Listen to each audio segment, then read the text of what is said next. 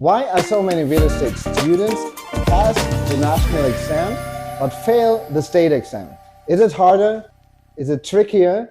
Or are they just studying the wrong way? In this video, I'm going to answer that. And I'm going to test you with real-style questions, multiple choice, and fill in the blank. Test yourself throughout this video. Here's the truth. The state exam is actually not harder. It's just more precise. National tests your understanding. The state tests the rules. So let me ask you, when you study, are you trying to understand or are you trying to memorizing? Remember this, national is concepts, the state is the rules. A quick check, what state are you preparing for? Comment your state below and tell me which one feels harder for you right now. The federal or the state? What does the state exam tests? Licensing law, agency, advertising, escrow, broker duties, C requirements. These are not concepts, they are rules. Which appears on the state exam? A, the supply demand, B, types of estates, C, broker supervision rules, or D, market cycles. Pause for 3 seconds. The answer is C, broker supervision rules. That's state specific. That's what the exam wants you to know. Fill in the blank. Say it out loud. The national test. Concepts. The state tests. Rules. Now let's talk about why people fail. They underestimate, they don't memorize, and they try to figure it out. That last one is the most dangerous. Which is most likely tested? A, financing concepts, B, escrow timeline, C, appreciation, or D, substitution. Pause for a moment. Answer B, escrow timeline. So if the question says, according to the state law, then stop thinking, start recalling. So when a question says state law, stop, start, answer, stop thinking, start recalling.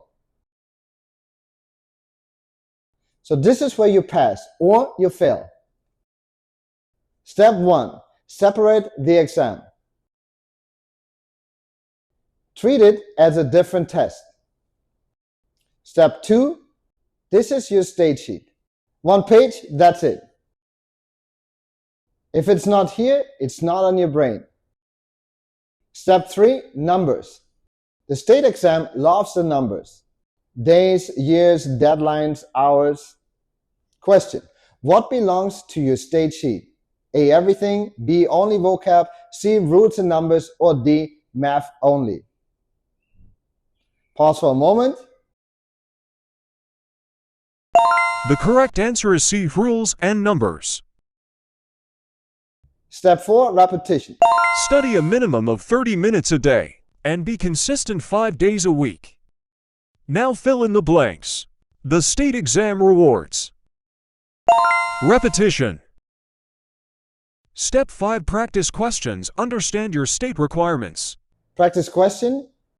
Missing disclosure, A, math, B, contract, C, state law, or D, ethics. The answer is C, state law. Your past strategy. Here's your exact plan. Master the national first, then shift into rules, build your state sheet, drill state questions, and repeat that process every day until it's automatic. Guaranteed. You don't need everything. You need the right rules. Test day. So when the test starts, write it down. When the exam begins, quickly write down your most important timelines, numbers, and rules, so your brain is free to focus on answering the questions instead of trying to remember everything. For example, how many days does a broker have to deposit escrow? When must agency disclosure be provided? How long must records be kept? These are timeline-based questions. And the state exam loves them. Now think about numbers. How many hours of continuing education are required? How often do you renew your license? What is the minimum age to get licensed? If there's a number, there's a good chance it shows up on your exam. And then rules. What must be included in advertising? When do you have to disclose agency? What are the responsibilities of a broker? How must client funds be handled? So let me ask you one final question.